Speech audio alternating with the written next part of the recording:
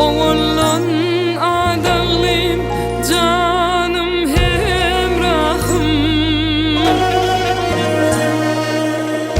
Niçin menden yüz döndürdün evidim evidim.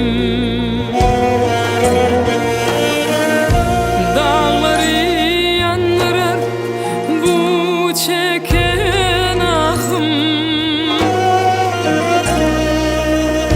Niçin menden yüz döndürdün evidim evidim.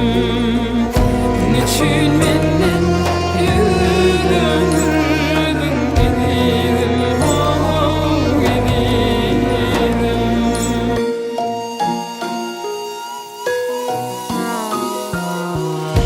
Götürdüm perdeni güllek yüzümdün.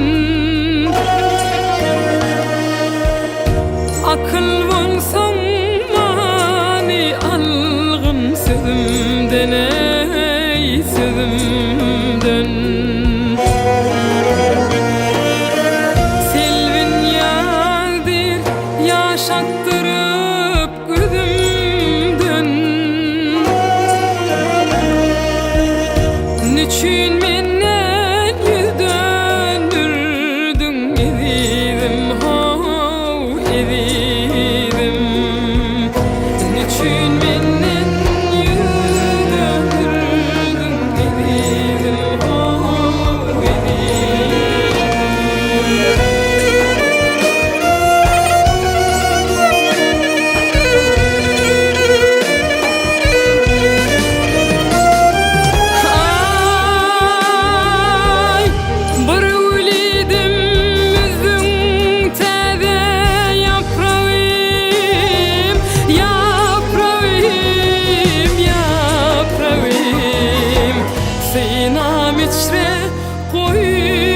hicranı dağı, ey gel dağı.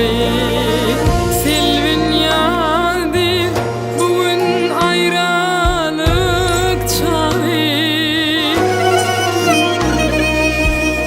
Niçin menden yüz döndürdün evidim evidim. Niçin menden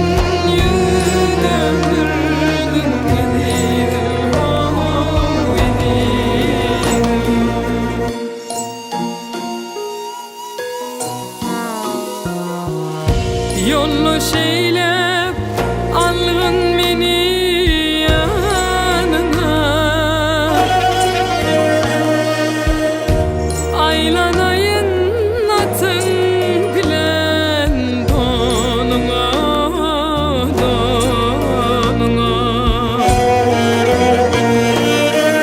Men gurbanam söhbetine sarına.